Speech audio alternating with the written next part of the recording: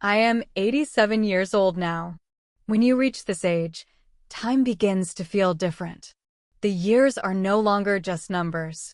They feel like rooms in a long house you have already walked through.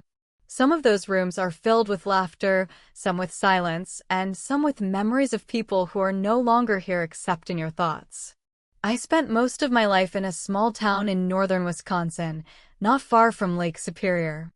Long winters, endless forests of pine trees, quiet roads where you could drive for miles without seeing another car. My husband Daniel and I built our life there in a modest wooden house with a wide porch facing the water. In the summer, we watched the sunset over the lake. In the winter, we watched the snow cover everything in white silence. Daniel and I were married for 61 years before he passed away 2 winters ago. He died peacefully in his favorite armchair by the window while the snow was falling outside. Today, I want to tell you something that people from my generation almost never say out loud. Especially in small towns where everyone believes marriages should look a certain way from the outside. For the last 28 years of our marriage, Daniel and I slept in separate bedrooms. And I can tell you with complete honesty that it was one of the wisest decisions we ever made. In many ways, it saved our marriage at a time when it could have slowly fallen apart. I know what people imagine when they hear that. They imagine distance, coldness, a couple slowly drifting away from each other. Some people even assume that if a husband and wife do not share the same bed, then love must have disappeared. I believed that too once. The first time Daniel suggested sleeping in separate rooms, I cried harder than I had cried in years. I stood in the kitchen holding the counter because my knees suddenly felt weak. To me, it felt like the beginning of the end. I thought it meant he didn't want to be close to me anymore. I thought maybe I had become difficult or boring or simply too familiar after so many years together. But that is not what happened. In fact, it turned out to be the opposite. Let me go back a little. Daniel and I shared the same bed for 33 years. 33 years of raising children, paying bills, worrying about the future, and trying to build a stable life. But there is something people rarely admit about long marriages. Sleeping together can become surprisingly complicated. Daniel snored. And I don't mean the gentle snoring people laugh about. I mean the kind of snoring that sounded like an old truck engine trying to start in freezing weather. Sometimes it filled the whole room. Night after night, I would wake up. 1 in the morning. 3 in the morning. Sometimes 4 or 5. I would lie there staring at the ceiling while the house stayed completely dark and quiet except for that sound beside me. At some point, I started pressing a pillow over my ears just to get a few minutes of silence. And while Daniel slept peacefully next to me, I felt something I did not want to admit. I felt angry. Not loud anger. Not arguments. Just a quiet exhaustion that slowly turns into resentment when you haven't slept properly for years. For more than 20 years, I rarely slept through the night. And if you have never experienced long-term exhaustion, let me tell you what it does to a person. It slowly drains your patience.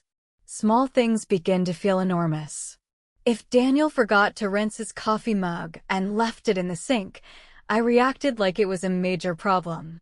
If he asked a simple question like whether we had milk in the refrigerator, sometimes I answered with a sharp tone that surprised even me. The truth was, he had done nothing wrong. But when a person is tired for years, even love begins to feel heavy. There was also another thing people rarely talk about openly after decades of marriage. Physical closeness changes with time. It does not disappear, but it becomes different. When two people share the same bed every night for 40 or 50 years, an invisible expectation begins to live there. You lie down in the dark, and somewhere in the silence there is a quiet question neither of you says out loud. Is tonight supposed to be one of those nights? And often the answer is silence. Because by the time you reach your 60s or 70s, your body is tired. Your joints ache. Life has already taken most of your energy. When that expectation quietly disappears night after night, the bed stops feeling like a place of rest. Instead, it becomes a place filled with unspoken disappointment. One quiet autumn morning when we were both already past 70, Daniel sat across from me at the kitchen table. The lake outside was covered with morning fog. He held my hand gently and said something that completely surprised me. "Margaret," he said softly, "I think we should try sleeping in separate rooms." For a moment, I couldn't speak. I asked him if it meant we were drifting apart. He looked at me with the same calm expression he had always had and said something I will never forget. "I don't want to be the reason you wake up exhausted every morning for the rest of your life. I hate seeing how tired you are. I don't want you to start every day angry at me just because I breathe too loudly when I sleep." And the truth was, many mornings I did wake up angry. Not because I didn't love him, but because my body had forgotten what real rest felt like. So we prepared the small guest room at the end of the hallway. For the first few months, we were almost embarrassed about it. We didn't even tell our children. It felt like we had broken some invisible rule about marriage. But then something surprising happened.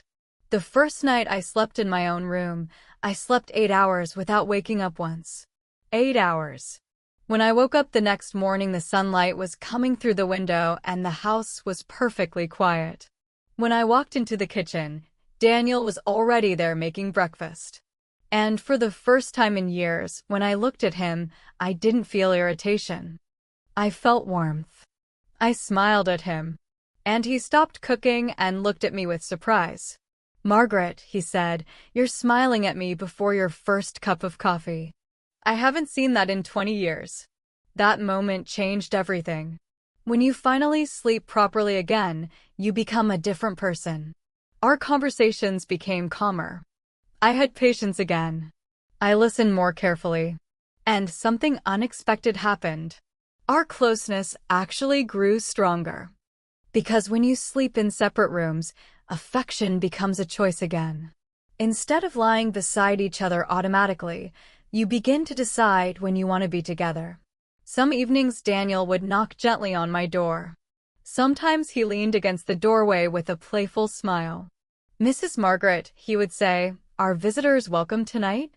And that short walk down the hallway felt more romantic than 30 years of simply sharing the same bed. We started dating each other again. Imagine that. Two people in their 70s behaving like teenagers. We watched movies together. We sat on the porch with blankets over our knees. We talked late into the evening about our life and our memories. And sometimes Daniel would stand up, stretch his back, smile at me, and say he would see me in the morning. That small goodbye was its own kind of love. Daniel passed away 2 winters ago while sitting in his chair watching the snow fall outside the window. And do you know what I miss the most now? It isn't sharing the same bed. I had grown used to sleeping alone long before he died. What I miss most is the sound of his gentle knock on my door. That quiet knock meant something deeper than words. It meant he had his own peaceful room where he could rest. But he still chose to spend his time with me. And that is what love often becomes after many years. Not constant closeness, but the quiet decision to choose the same person again and again. So if your marriage feels tired or strained, before you give up, try something different. Change the rules that no longer help you. Give each other space. Give each other rest. Sometimes love does not disappear. Sometimes it simply needs room to breathe. And if one evening the person you love knocks softly on your door, open it. And before you go, I want to say something especially to those of you who are around my age.